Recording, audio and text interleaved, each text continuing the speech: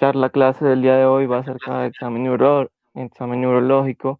Es una más de las partes más importantes de la neurología.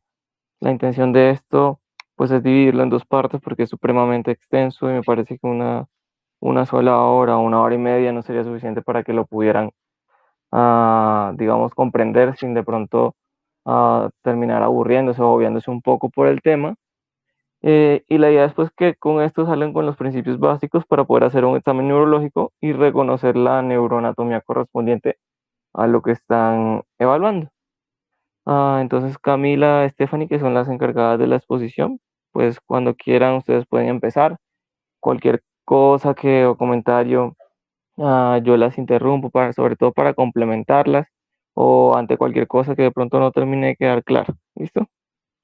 Listo, entonces, buenas noches chicos, ¿cómo están? Pues nosotros somos Stephanie Salazar y yo Camila Telles, internas de semestre 11 y vamos a hablar de examen neurológico, pues ya el doc dio la introducción, entonces vamos a empezar.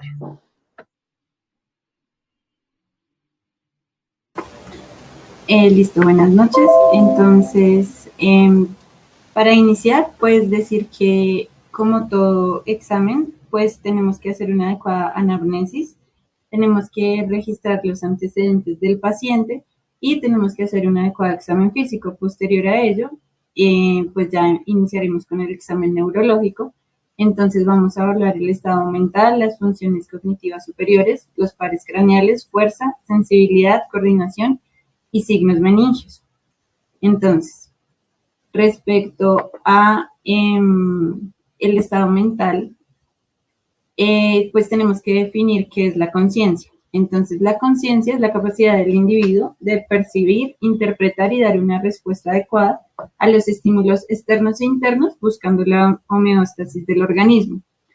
Decimos que hay dos partes, básicamente, que es el contenido, que es todos los pensamientos, sentimientos e ideas, y el sistema activador reticular, que ya es una parte más anatómica, localizada en el tronco encefálico, que nos permite estar en vigilia o estar pues en los periodos de sueño. Hay básicamente 4 estados de la conciencia. El estado alerta es que el paciente pues se comunica espontáneamente con el medio. Somnolencia es que el paciente tiende a estar dormido y es necesario estimularlo varias veces para que él responda, pero pues es posible estudiar su estado neurológico. Estupor es que el paciente tiende a quedarse dormido y es necesario estímulos dolorosos para como que reaccione con el medio, y coma, pues el paciente ya no responde a ningún tipo de estímulo. Tenemos 2 herramientas para evaluar el nivel de conciencia. Una es la escala de Glasgow. Esta nos evalúa 3 componentes: ocular, verbal y motor, con un puntaje mínimo de 3 y máximo de 15. Esta fue creada en 1974 en la Universidad de Glasgow por 2 neurocirujanos que empezaron a estudiar, a objetivizar el nivel de conciencia, y pues se creó esta escala. Al inicio solo se usaba en trauma, pero se fue usando luego en otras patologías neurológicas, viéndose muy limitada, ya que no podía evaluar los pacientes en coma y los pacientes intubados. Es por esto que a través del tiempo y en el año 2005, un neurointensivista de la Clínica Mayo eh, realizó esta escala, la escala FOUR, que nos evalúa estos 4 componentes, evaluando los reflejos de tronco y la respiración, si el paciente está intubado o no. Entonces esto nos enfoca más y nos ayuda a evaluar de mejor manera a un paciente pues en estado de coma.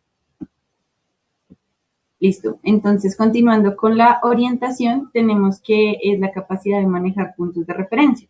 Vamos a evaluarla de manera sencilla en el paciente con preguntas como qué fecha soy, cómo se llama este lugar y cuál es su nombre. Lo puse en este orden porque es de esta manera en cómo se va perdiendo la orientación. Ya si una persona no se reconoce a sí misma, nos habla de un grado de compromiso pues mayor y una mayor severidad en la patología o en la lesión que esté cursando. La atención es una capacidad para discriminar estímulos, entonces se le va a evaluar al paciente por medio de que deletree una palabra o que repita una serie de números. Listo, vamos con el lenguaje. Es la forma de expresión de los pensamientos gracias a un sistema de símbolos que permite la comunicación. Aquí es importante anotar qué lado es con el que escribe el paciente. Se ha visto Stephanie, que perdona, te interrumpo un segundito. sí, Entonces, para complementarte, si quieres la diapositiva anterior, lo de la parte de la conciencia. Entonces, complementarte que la conciencia la evaluamos en dos partes, una que es el nivel y otra que es el contenido. Entonces, el nivel es muy bien lo que tú ya muy bien explicabas, que es el estado de alerta, somnolencia, estupor y coma, y que depende principalmente, como tú muy bien lo dijiste, del sistema reticular ascendente, que son una serie de fibras o axones que se distribuyen desde el tronco encefálico principalmente hasta llegar hasta los núcleos intralaminares del tálamo. ¿Vale? Eso es lo que nos da el nivel de la conciencia. Y el contenido de la conciencia, entonces, ya va más hacia la parte que tú estás mencionando, que se divide en las funciones mentales superiores, que es lo que nos vas a explicar ahora, de la atención, el lenguaje y las capacidades cognitivas.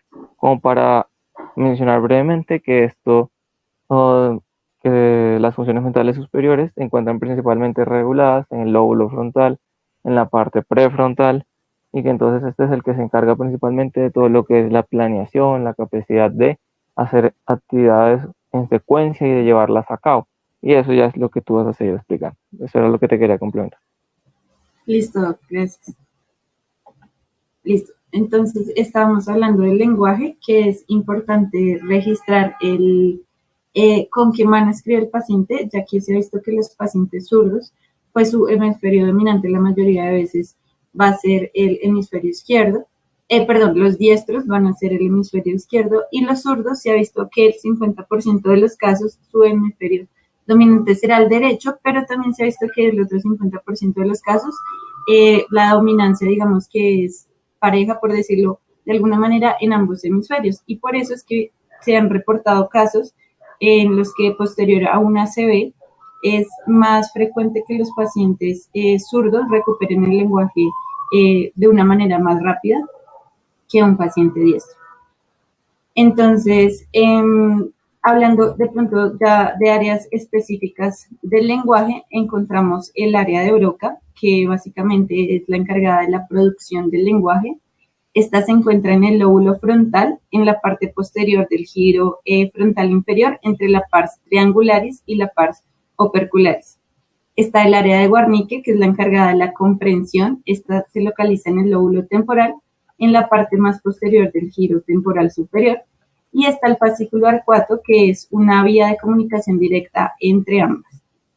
Entonces, aquí hay un diagrama muy sencillo en el que nos muestra si se daña alguna de estas conexiones, qué tipo de alteración vamos a tener. El nombre que le vamos a llamar a dar a esta alteración es afasia. Entonces, básicamente, si se compromete el área de Wernicke, será una afasia de Wernicke o también llamada sensitiva. Aquí la comunicación entre Wernicke y la corteza será una afasia transcortical sensitiva. Entre la corteza y el área de Broca, una afasia transcortical motora, del área de Broca, una afasia motora, y acá si se compromete el fascículo arcuato, una afasia de conducción. Entonces, entrando un poco en las alteraciones del lenguaje, pues tenemos la afasia, que es un trastorno en la elaboración del mismo. Quise traer este video para que veamos el tipo de afasia que puede tener este paciente y pues dentro de todo este recurso de la serie de Grey's Anatomy nos ayuda un poco a ver cómo es el doctor Shepard evalúa a este paciente con afasia. Cierra los ojos, apriétalos. ¿Puedes apretar mis dedos? Fantástico. Mueve los dedos de los pies, por favor.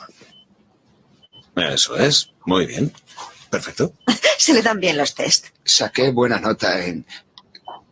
¿Cómo se llamaba? Selectividad. ¿Puedes decirme qué es esto?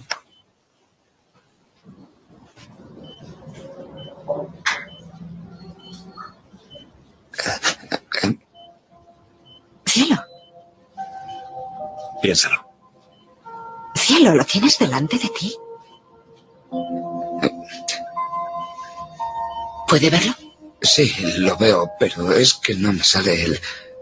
Vale, no pasa nada, piénsalo. A veces cuesta recordar los nombres. Inténtalo.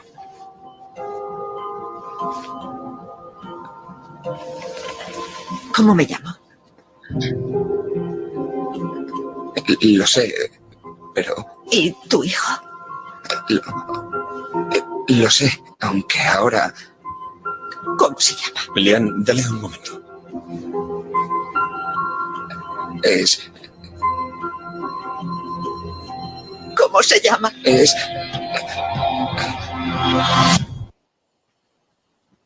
Listo. Entonces, pues acá es una afasia nominal o también llamada anómica, que es una afasia fluida, que pues ya veremos a qué grupo corresponde. Pero lo que quiero que también veamos es cómo el doctor evalúa esta afasia. Entonces, hay algunos componentes que vamos a tener cuenta para el momento de la exploración. Primero, la fluencia, que es el número de palabras que produce el paciente en un tiempo determinado. Vemos que este señor pues tiene una adecuada fluencia, está bien, tiene un lenguaje pues digamos adecuado en cuanto a la cantidad de palabras. La nominación, entonces se le pide al paciente que identifique un objeto. Él no puede identificar el vaso, no puede recordar el nombre de su esposa, entonces ahí estaría comprometido.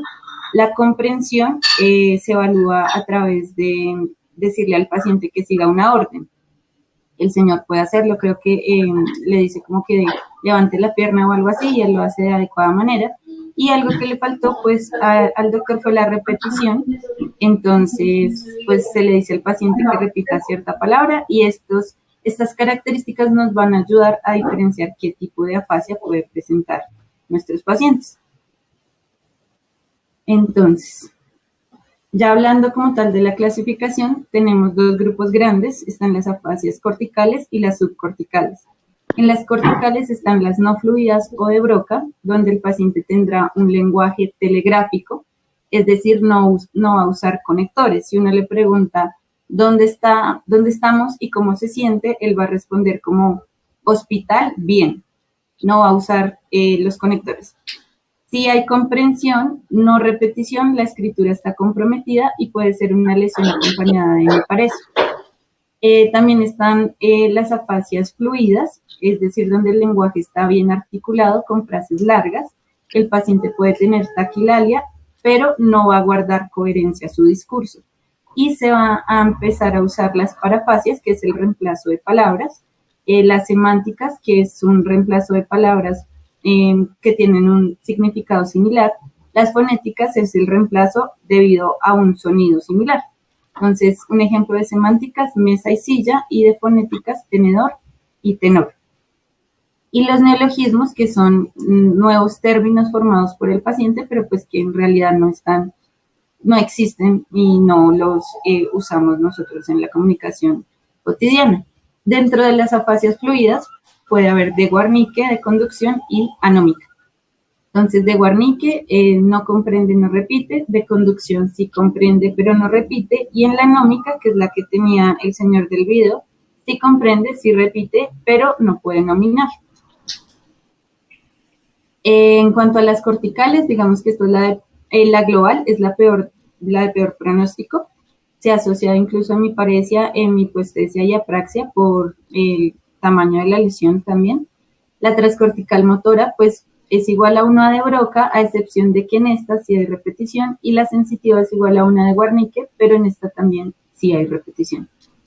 Ahora las subcorticales tenemos las talámicas, donde va a estar afectado el núcleo anterolateral del tálamo. Hay un lenguaje fluido, pero hay alteración en la atención y la memoria.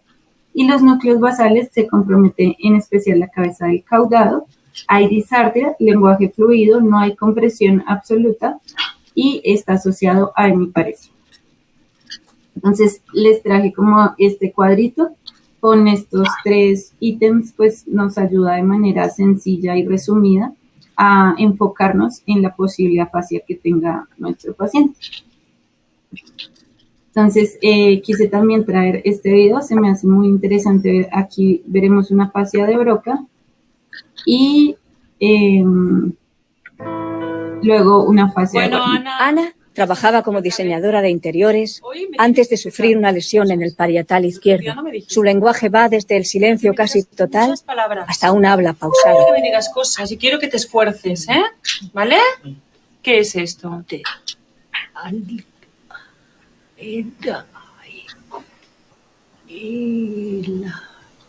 ¿Me das tu mano? Vale, mira.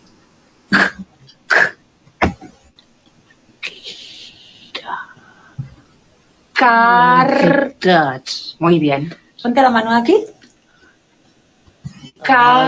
Solo construye frases de una o dos palabras, sin gramática, como mensajes telegráficos. Es consciente de todas sus dificultades. Pintas. Vale. Mira, voy a decirla yo y luego tú la repites. Fíjate, ¿eh? Pan. Pan. Ahora, un poco más fuerte. Pan. Hombre. A ver esta, que a ti te gusta mucho esta, ¿verdad? La manzana.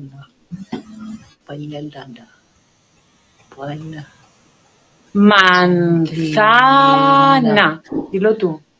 Mantenta. Hombre, ahora. ¿No ves que cuando te esfuerzas sí que te sale bien? Bueno, vamos a explicar también una cosa divertida, como son las vacaciones de Semana Santa, que me han dicho que te vas de juerga.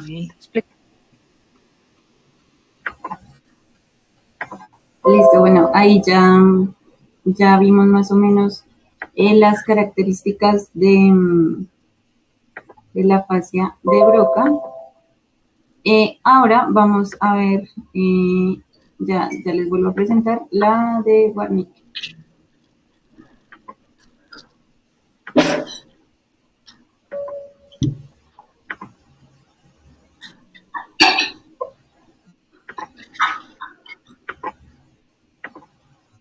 Mira, ¿quiénes son estos? Uy, esto. ¿Quién es? Unos cabales de Leira. Esta es tu hija, que se llama... ¿Cómo se llama tu hija? Pues poca jaza. Una raz de esto lo cogían. A ver si te sale, venga, que esto... Tu hija se pondrá muy contenta si la nombras, hombre. Vamos a intentar. Esto sí que lo hemos de conseguir. Venga, José, ahí, Félix. Él es José Luis.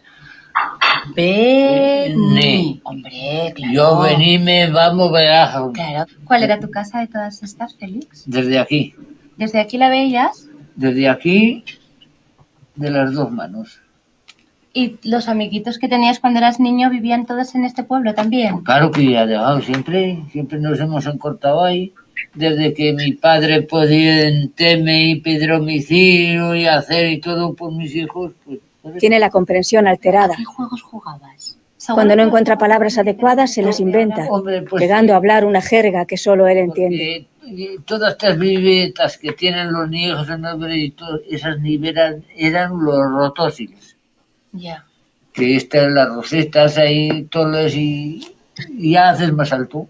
Félix, ¿y a los amigos que tenías en el pueblo cuando eras pequeño los sigues viendo ahora?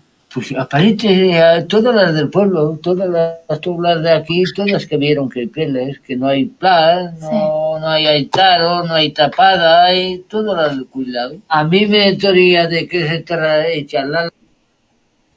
Listo. Entonces, pues ahí podemos ver claramente las características de una fascia de Wernicke. Ahora, la disártrea. Es un concepto que tenemos que diferenciar de la fascia y es básicamente que la disártrea es la alteración en el proceso de producción, es decir, de cuerdas vocales, de laringe, paladar, lengua y labios, más que un problema pues a nivel cerebral. Estas se dividen en dos, con ritmo anormal y con ritmo normal. Entonces, perdóname, te interrumpo un minuto para complementarte la parte de las afasias. Entonces, para complementarte la parte de la evaluación del lenguaje, algo que también se le debe evaluar a todos los pacientes, es que primero entender que el lenguaje no es solamente verbal. Y en ese orden de ideas, entonces, se evalúa también la parte de la escritura y la lectura. Es también necesario evaluarla en todos.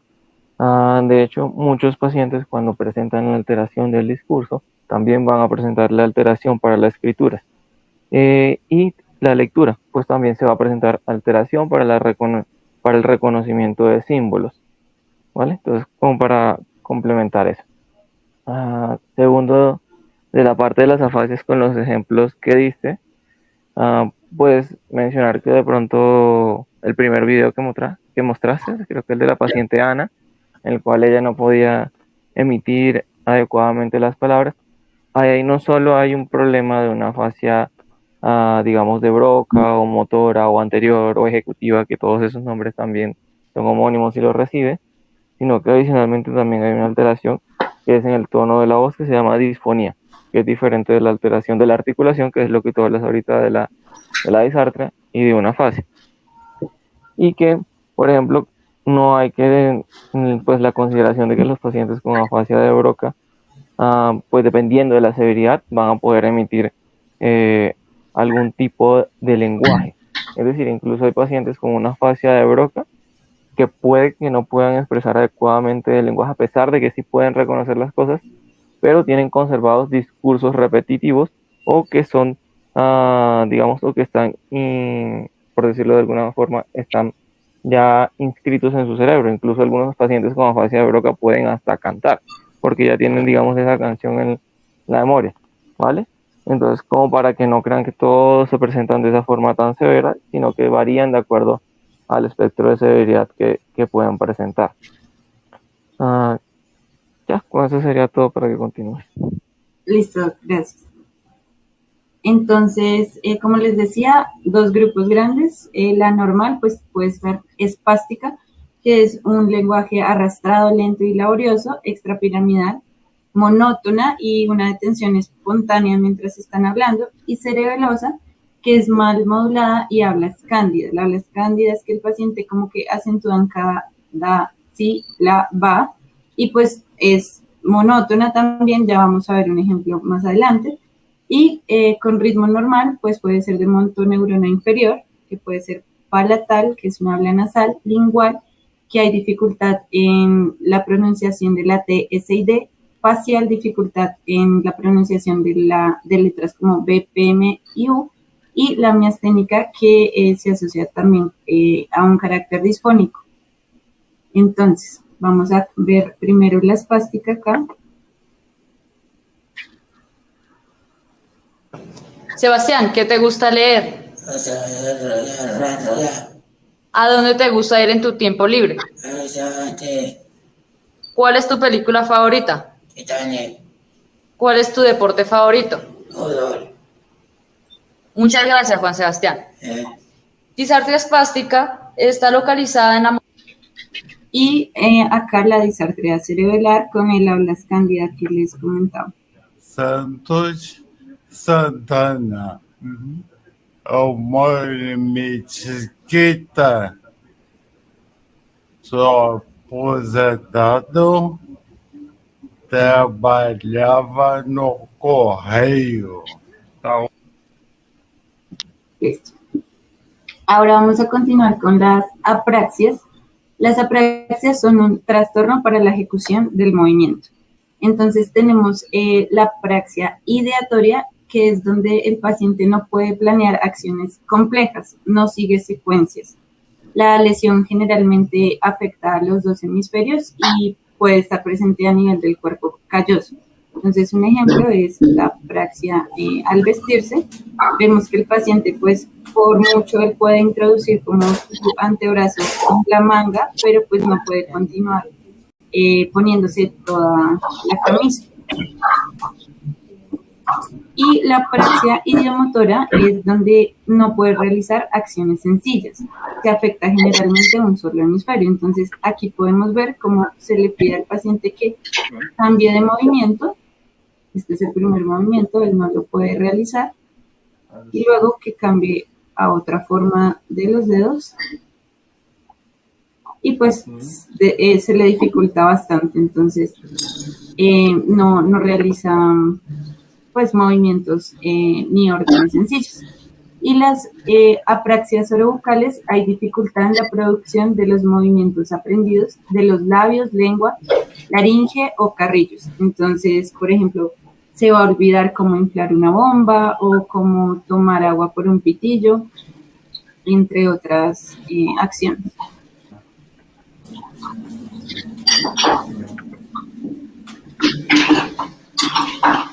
Listo. Seguimos con la memoria. La memoria Vale, es... ahí calma un momento, Stephanie, para complementar también la parte de las apraxias. Entonces, primero la definición para que quede claro, que es una incapacidad o inhabilidad para llevar a cabo una tarea o una solicitud u orden de tipo motor en la que tiene que haber una ausencia de debilidad, ausencia de pérdida sensorial o cualquier otro déficit de la parte afectada que va a realizar la acción. Es decir, no puedes estar débil, no puedes tener alguna alteración sensitiva para que pueda considerarse una apraxia. El paciente, para que se considere apraxia, también debe estar alerta, debe estar atento y debe ser cooperativo, ¿vale? Para que se considere también apraxia. Y dependiendo de las definiciones, porque eso varía mucho de la literatura, puede requerir o no que sea una tarea que implique pues digamos entre comillas, un alto nivel de complejidad, o que sea una tarea aprendida, que tenga un propósito y que se haga de manera repetitiva en el día a día. Aunque hay otras definiciones que no incluyen esto, porque por ejemplo hay apraxias para apraxia ocular, apraxia de la marcha, que no sé, o apraxias bucofaciales que no requieren pues de una actividad de alta complejidad, diferente de la apraxia del vestir o las apraxias ideomotoras, que fueron las que tú mencionaste, ¿vale? Entonces, ya para terminar, las apraxias más comunes son las que tú mencionaste ahí. También se podrían como adicionar la apraxia construccional. Y pues lo importante es que sepan que acá lo que se afecta es la parte frontal y el paciente lo que tiene es una incapacidad en algunas ocasiones para planear la secuencia. ¿Listo? En el caso de la ideomotora, tú le vas a decir a un paciente, por ejemplo, digamos, agarra un vaso de agua y llévatelo hacia la boca. El paciente en la apraxia ideomotora, si tú le pides que él te diga la secuencia de acciones para hacerlo, es decir, yo primero abro la nevera, después saco la jarra, después me sirvo el vaso de agua, él lo va a decir perfecto, pero a la hora de realizarlo no puede. Diferente de la apraxia construccional, en la cual entonces el paciente no puede desde un principio planificar la secuencia de ideas para realizarlo. ¿Listo? Para que quede claro. Listo, gracias. Listo, entonces, con la memoria puede ser explícita o implícita. La primera es la que se reproduce de manera consciente y se evoca de manera reflexiva. La implícita es aquella que no es consciente y se manifiesta por cambios en el comportamiento. Entonces, vamos a evaluar la memoria episódica, que se basa en experiencias personales, va de minutos a años, y se puede evaluar preguntándole al paciente cómo se celebró su último cumpleaños, qué desayunó esta mañana. Aquí les propongo, pues les muestro las estructuras que pueden estar comprometidas a nivel encefálico. La memoria semántica es aquella relacionada con conceptos, entonces también va de minutos a años, y se evalúa haciéndole preguntas al paciente como ¿cuál es el presidente del país? La procedimental es una memoria implícita que decíamos que no es como de manera reflexiva, sino se evidencia con las conductas y se basa en las habilidades cognitivas que se adquieren a lo largo de la vida. Por ejemplo, montar en cicla, manejar carro, caminar, escribir una frase.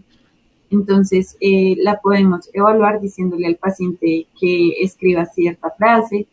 Y pues las áreas comprometidas se encuentra el área suplementaria, el cerebelo y los núcleos de la base. Está la memoria de trabajo también, que esta es una memoria explícita, va de segundos a minutos y se evalúa diciéndole al paciente que repita una serie de palabras que luego se volverán a preguntar en aproximadamente 3 minutos.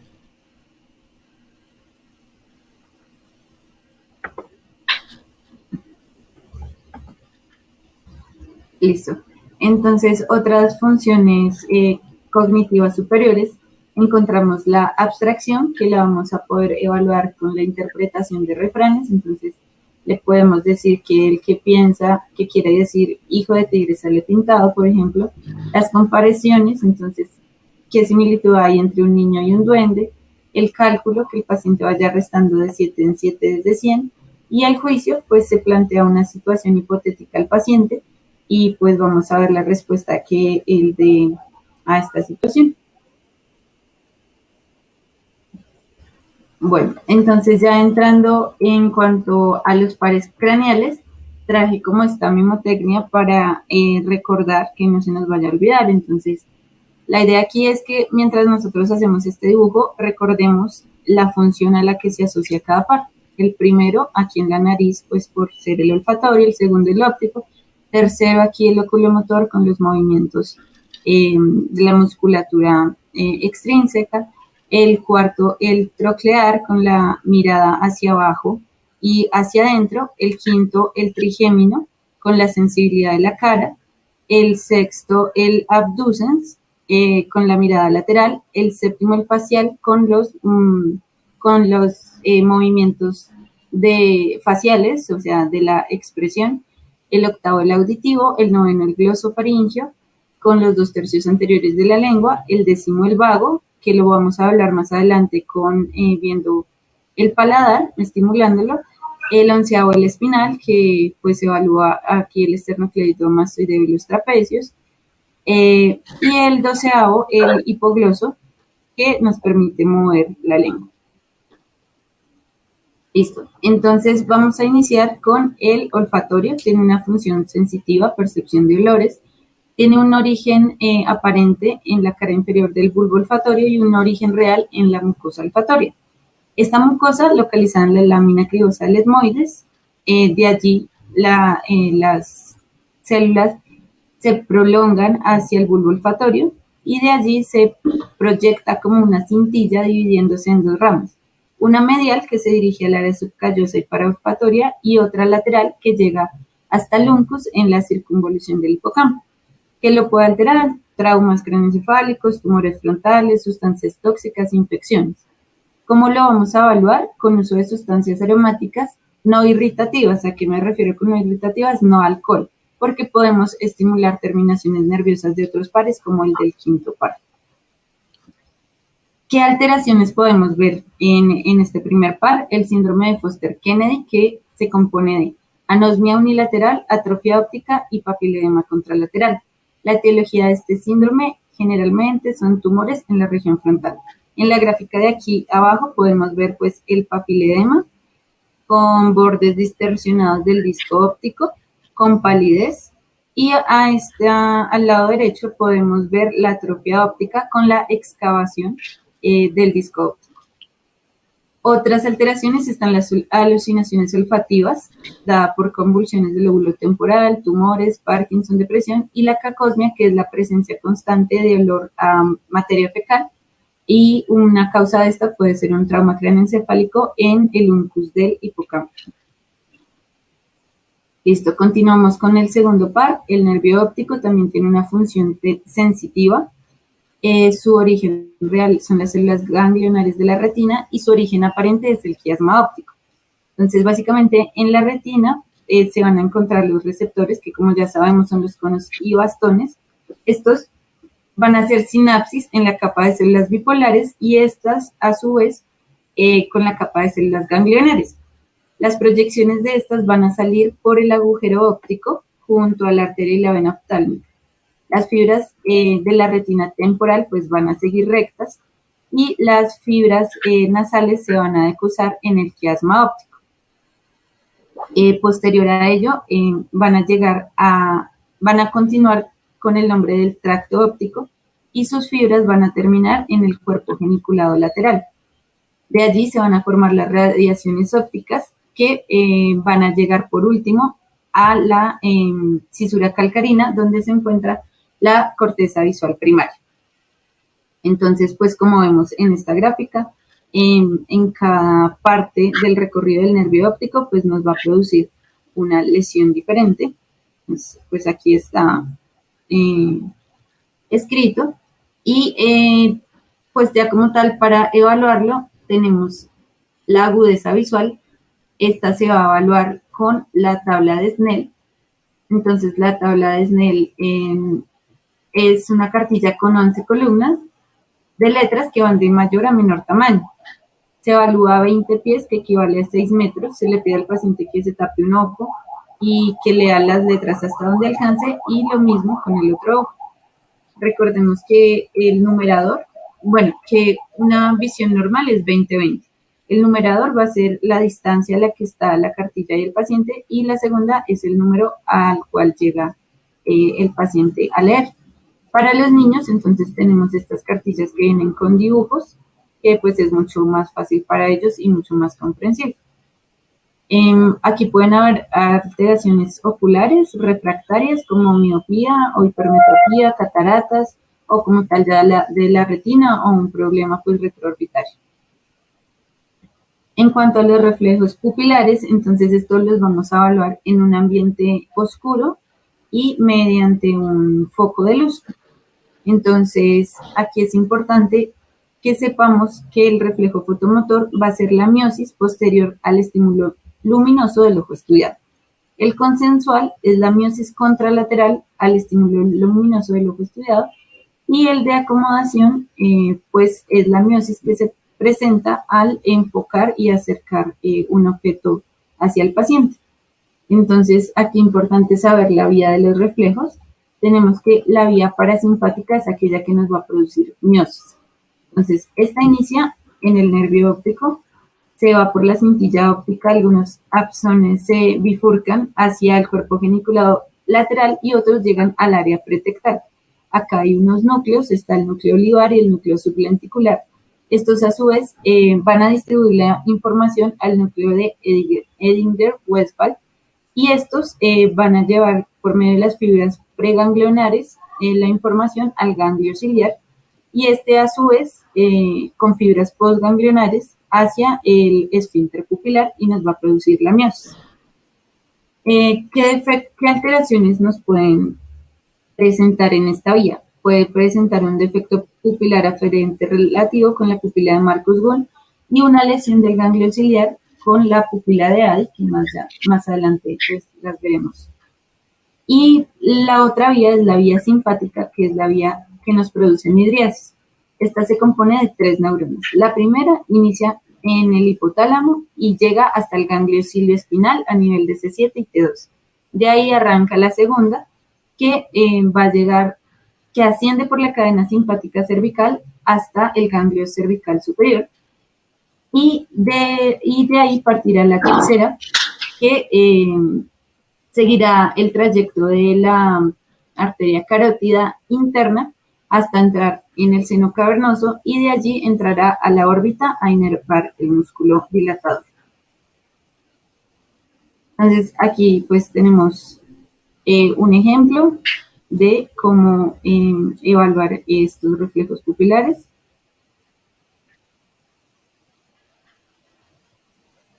Entonces ahí el doctor con unas de luz estimula la pupila, ahí podemos ver el reflejo fotomotor, y si, bueno, ahí está el reflejo fotomotor. Si viéramos el otro ojo sería el reflejo consensual, y ahí está hablando el reflejo de acomodación, acercando y alejando el objeto hacia el paciente. Entonces, pues aquí pues es un esquema. Saber las pupilas isocóricas son aquellas de igual tamaño, midriasis son aquellas que son mayor a 6 milímetros, miosis menor a 3, y anisocoria es la diferencia en el tamaño de las pupilas. La de Marcus-Gunn, como decía, se va a caracterizar por una ausencia del reflejo fotomotor en el ojo afectado y se mantiene el consensual. La de Ardil-Robertson, para que nos acordemos, es aquella que se acomoda pero no se excita. Entonces va a haber una presencia de reflejo de acomodación, pero no fotomotor ni consensual. Y la de Addy, entonces, es anisocoria sin reflejo fotomotor y consensual. Recordemos que la pupila de Ardil-Robertson está muy asociada a neurosífilis. Listo, entonces... Perdóname, Stephanie, para hacer unas aclaraciones ahí. Sí, doctor. Entonces, en cuanto al tamaño pupilar, como te dijiste, va de 2 a 3 milímetros. En cuanto a la parte de la examinación del video que mostraste, digamos que no es la técnica más correcta. Lo apropiado es siempre que vayan a realizar esto, que el estímulo no vaya directamente hacia la pupila, sino que entre de forma lateral, primero. Segundo, que siempre coloquen la palma de la mano, pues digamos a nivel de la nariz para separarlo. De esta manera evitan que esa misma luz afecte el otro ojo y así no sesgan lo que sería el reflejo consensuado. Y segundo, en cuanto a las alteraciones pupilares, la pupila de Marcus-Gunn no es que haya una ausencia del reflejo fotomotor, sino que hay una respuesta inadecuada, porque normalmente se da cuando hay una disfunción del nervio óptico. Entonces, no se evalúa con una sola estimulación, sino que se debe hacer una evaluación alternante, es decir, ir variando entre colocarlo en el ojo derecho y el ojo izquierdo, y así es como se va a evocar la pupila de Marcus-Gunn, que entonces, en vez de generarte una miosis, que sería lo normal, te va a generar una midriasis. Por eso no es que esté ausente, sino que es un reflejo inadecuado, ¿vale? Esas serían las aclaraciones. Listo. Bueno, entonces la campimetría se realiza colocando al paciente a una distancia de 50 centímetros, haciendo que fije la mirada sobre la nariz del examinador, quien pondrá a cada lado, pues, los dedos. Primero se hace un estímulo estático y si el paciente no logra detectarlo, se realizan movimientos, es decir, se hace un estímulo cinético. Digamos, aquí podemos encontrar lesiones a nivel del quiasma óptico con una hemianopsia bitemporal, digamos, dado a tumores hipoficiarios, entre otros recortes campimétricos. Se hace, pues como vemos ahí en la figura, se tapa un ojo y luego se hace el mismo procedimiento con el otro ojo. Para evaluar la visión de colores está la tabla de Ishihara.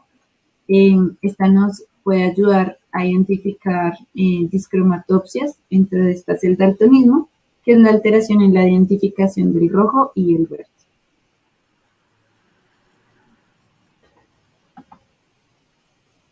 Continuando entonces con el fondo de ojo, pues necesitamos un oftalmoscopio. La técnica es pedirle al paciente que mire un punto a una distancia que esté a la altura de sus ojos.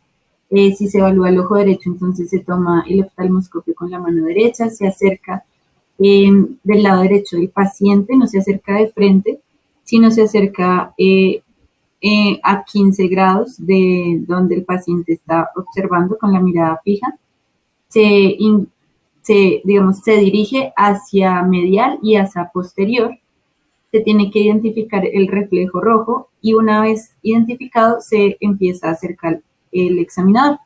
Se lleva el oftalmoscopio hasta 1 o 2 centímetros del ojo y pues ahí lo que buscamos es acceder para ver la papila óptica y pues todos los vasos, los cruces arteriovenosos y la retina. Entonces aquí tenemos un ejemplo.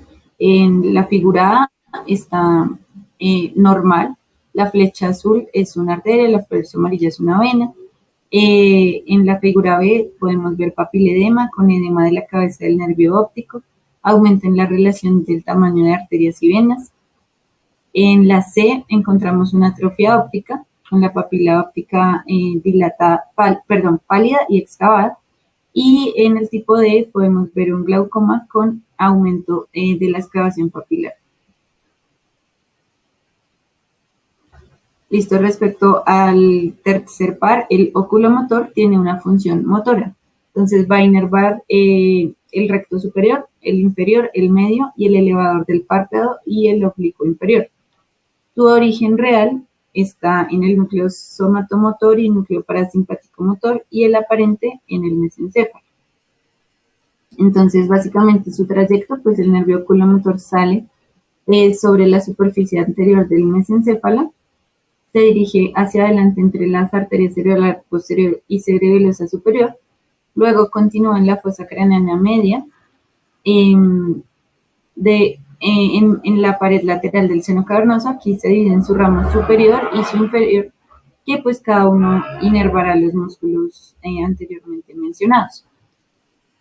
¿Qué tipo de lesión podemos encontrar aquí? Una lesión completa que se manifestará con midriasis, oftalmoparesia y ptosis, y esto ocurre por un daño en las fibras periféricas del nervio oculomotor, y las causas pueden ser un aneurisma de la arteria cerebral posterior, un hematoma postraumático e infecciones, y una lesión incompleta que ocurre por daño en las fibras centrales del nervio oculomotor, es decir, en el vaso vasorum, y pues puede estar dado por lesiones isquémicas como hipertensión arterial y diabetes mellitus. ¿Cómo se evalúa? Básicamente se pide al paciente que siga con sus ojos un objeto que nosotros vamos a mover hacia lateral, hacia medial, hacia arriba, hacia abajo, así como veremos en este video. Muy bien, mire a su izquierda, mire a su derecha, mire para arriba, para abajo, viendo su reloj. Viendo su reloj y viendo hacia la izquierda. Eso. Ahora como que viera el reloj hacia la derecha. Eso, para acá. Eso, me va muy bien. Bien. Cierre los ojos. Ábralos. Entonces ahí podemos ver pues que el paciente tiene ptosis y oftalmoparesia. De la mano del oculomotor, entonces vamos a revisar el patético, el cuarto y el sexto del motor ocular externo, porque estos también se encargan de los movimientos oculares. Entonces, el patético inerva el oblicuo superior, que es aquel que nos permite girar el ojo hacia abajo y hacia adentro, y el motor ocular externo, que también tiene su función motora inervando el recto lateral. Entonces, bueno, ahí el origen real y aparente de cada uno de los dos. Digamos que si hay una afectación única del patético, nos va a causar una diplopía diagonal, y el signo de Wielchowski, que es la compensación de la cabeza hacia un lado para tener un plano visual completo. Y si es una lesión única del sexto par, nos causaría una diplopía horizontal. Sin embargo, lo más común es que todos estos pares se vean comprometidos en patologías como, por ejemplo, la oftalmoplegia internuclear, donde la lesión va a estar a nivel del fascículo longitudinal medial, que es aquel fascículo que nos conecta a todos estos tres pares craneales. Este síndrome se basa en afectación de la mirada horizontal conjugada, lo que significa que los ojos son incapaces de moverse de forma simultánea y coordinada en el plano horizontal. También podemos encontrar el síndrome del seno cavernoso, que es oftalmoplegia y dolor facial, y el signo de Parinaud, que es la imposibilidad de llevar la mirada hacia arriba, asociada a pupila de Argyll-Robertson, y el síndrome de Collie, que es la retracción palpeoral. Entonces, aquí podemos ver.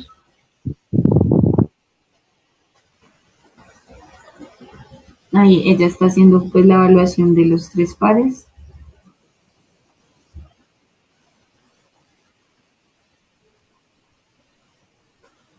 Coge un objeto y se le pide al paciente que lo siga con su mirada sin mover la cabeza.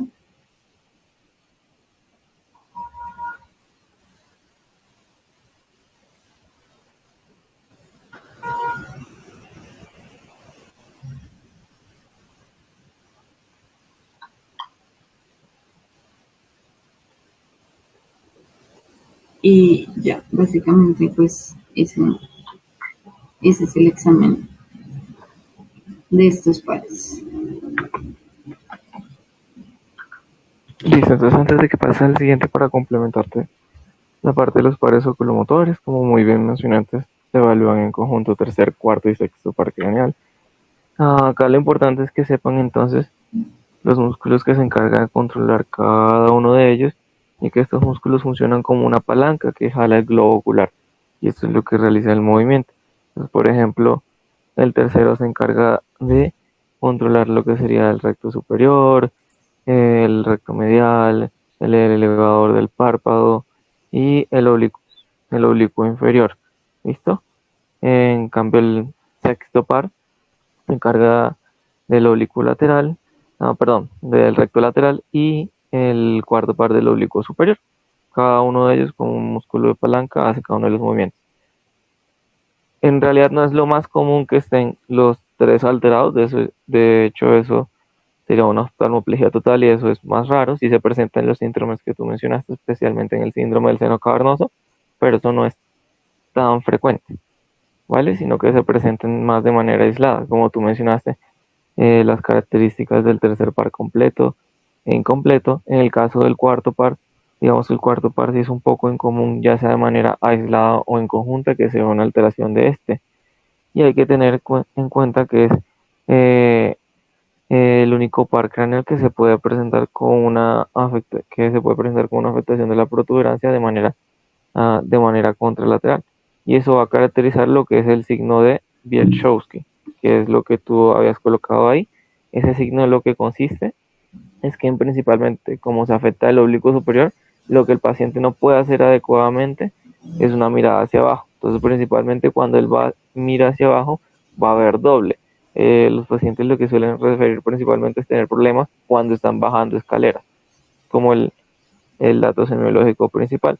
Y junto con eso, hacen el signo de Bielchowski, que es una inclinación de la cabeza contralateral al ojo afectado, pues para tratar de disimular primero esa desviación ocular, pues porque el ojo se va a ver un poco más hacia arriba con respecto del contralateral. Esto se denomina semiológicamente como hipertropia. Se va a tratar de compensarla inclinando la cabeza hacia el lado contralateral. Y en el sexto, lo que tú mencionabas, lo más común es la diplopía, ¿vale? Así como una incapacidad para hacer la aducción, pues porque está lesionado el recto lateral. Esta diplopía entonces tiene unas características que la diferencian de la diplopía del tercer par. La diplopía del sexto par se exacerba, es decir, se aumenta cuando el paciente ve de lejos, mientras que la diplopía del tercer par se exacerba o se aumenta cuando el paciente ve los objetos de cerca. Entonces, como un dato semiológico clave para diferenciar una diplopía de la otra, porque ambas son diplopías de tipo horizontal. La única que puede generar de estas una diplopía de tipo vertical es la del cuarto par. Y lo que habías mencionado de la oftalmoplegia internuclear, sí es por una lesión del fascículo longitudinal medial, pero entonces para que les quede claro, no es que sean dos pares, sino que el fascículo longitudinal medial lo que se encarga es de tener un control del tercer par ipsilateral, así como de la parte del músculo del recto lateral contralateral. Entonces, por eso el paciente es incapaz, digamos, de hacer completamente una abducción y una aducción del ojo contralateral, ¿vale? Listo. Entonces vamos a continuar con el quinto par, que es el trigémino. Tiene una función motora dada por los músculos de la masticación, sensitiva en cara, meninges y dientes. Y también digamos que está implicado en el reflejo corneano en cuanto a su aferencia, y la eferencia pues está dado por el cerebro. Tiene su origen real en estos cuatro núcleos: uno motor, el primero que vemos ahí, el resto sensitivos. Entonces va a tener una raíz sensitiva y una motora. La raíz sensitiva va a formar el famoso ganglio del trigémino o el ganglio de Glasser, localizado en la cavidad de Meckel. Como veremos más adelante, es el culpable de la neuralgia del trigémino, que son episodios muy intensos de dolor, ya lo hablaremos. A partir de este ganglio van a surgir tres divisiones: B1, B2 y B3, oftálmica, maxilar y mandibular. El nervio mandibular se va a unir después de su salida del ganglio con la raíz motora, siendo así esta la única división mixta del quinto par. Cada división del nervio trigémino sale del cráneo por una abertura diferente. Entonces el oftálmico va a salir a través de la fisura orbitaria superior, el maxilar a través del foramen redondo y el mandibular atraviesa el foramen oval. Entonces, importante es saber qué inerva cada uno, porque así mismo vamos a examinar. Entonces, B1 va a inervar cuero cabelludo, párpado superior, dorso nasal. B2, párpado inferior, piel de la parte lateral de la nariz, mejillas, labio superior, dientes, y el nervio mandibular, labio inferior, mejillón y los tercios anteriores de la lengua. Entonces, la evaluación, pues ya sabiendo qué inerva cada uno, vamos a coger con un algodón o un hisopo y vamos a explorar de manera contralateral. Ahí ella está en B1, luego B2, B3, se le pide al paciente que cierre sus ojos y que diga si siente igual, si siente diferente, si hay un aumento o disminución de la sensación, si hay dolor también. Ahí ella está entonces explorando el reflejo corneal, se hace con un hisopo, de manera cuidadosa. Y por último, la función motora, se le pide al paciente que entonces frunza el ceño, que eleve las cejas, y en cuanto a los músculos de la masticación, se le pide también que muerda muchas veces un bajalenguas. Esto lo que nos va a ayudar es a evaluar la fuerza, que tiene que ser igual en ambos lados. Y ya, acá también ella estaba hablando del reflejo masseterino, que es con la boca parcialmente abierta, se da un pequeño golpe y pues la respuesta es que haya un cierre de la boca. Entonces, como les decía... Liz, espera un segundito, para hacerte una aclaración de la parte del quinto par. Entonces, digamos que la parte sensitiva sin ningún problema, como tú lo dijiste, la rama B1, B2, B3. En el quinto par no se pide que se frunza el ceño, porque estos son movimientos faciales, estos ya son del séptimo par. Sí, acá en el quinto par sí evaluamos es la parte de la masticación, porque lo que se encarga de controlar son los músculos masseterinos, pues los masseteros y los pterigopalatines laterales. Pues para eso lo que se le pide al paciente, pues una forma de hacerlo es darle un